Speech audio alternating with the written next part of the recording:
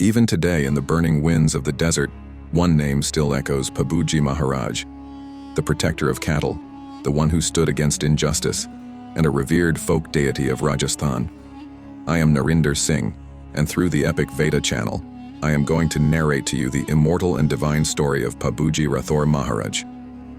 Long ago, on the sacred land of Rajasthan, there lived a powerful and highly respected Rajput ruler, Pabuji Rathore.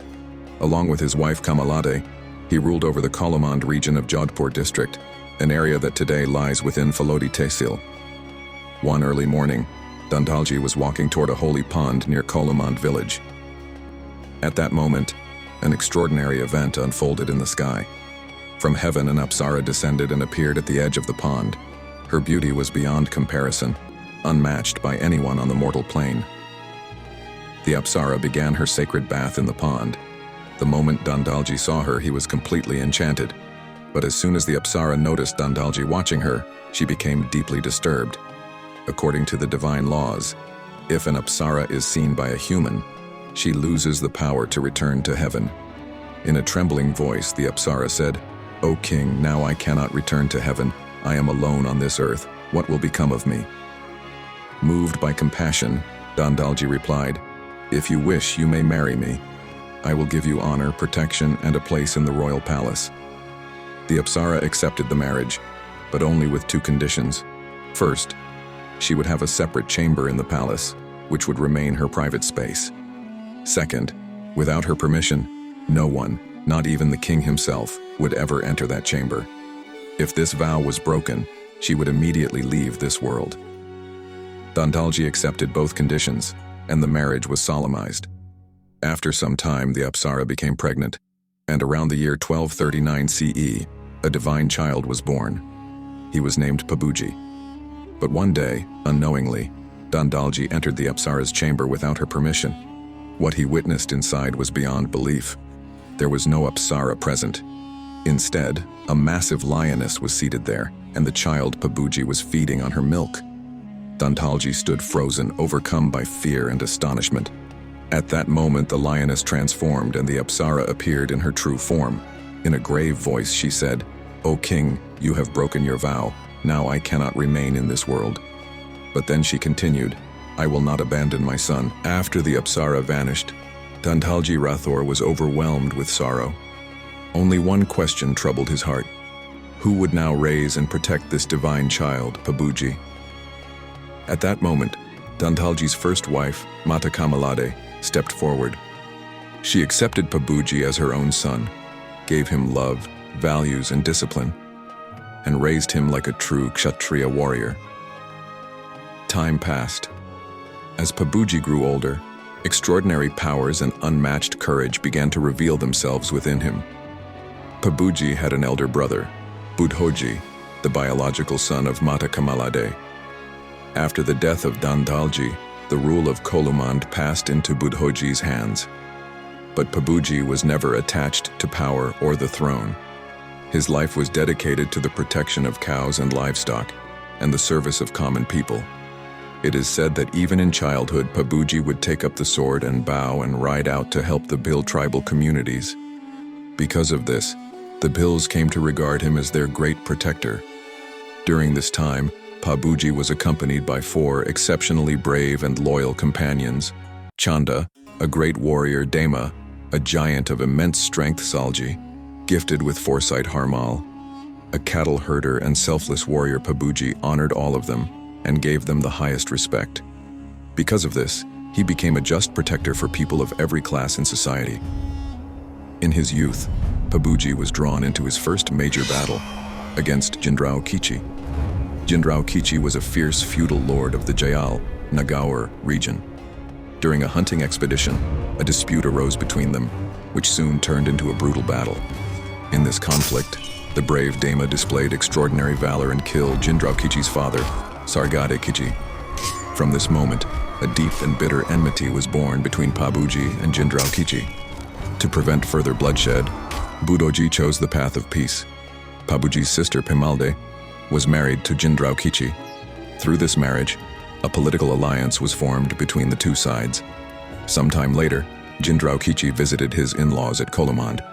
There, his eyes fell upon the mare Kesar Kalmi, who was in the care of Mata Deval Charani. The moment he saw the mare, greed filled his heart. He said, "Give me this mare. Take as much gold and silver as you want." But Mata Deval Charani replied firmly, "This mare does not belong to me. She is the protector of my cows." Hearing this refusal, Jindrao felt deeply insulted. In anger, he abandoned his wife Pimalde there and returned to his own kingdom. Time moved on. Pabuji Maharaj's marriage was arranged with Fool Maid, the daughter of King Surajmal of Amarkot.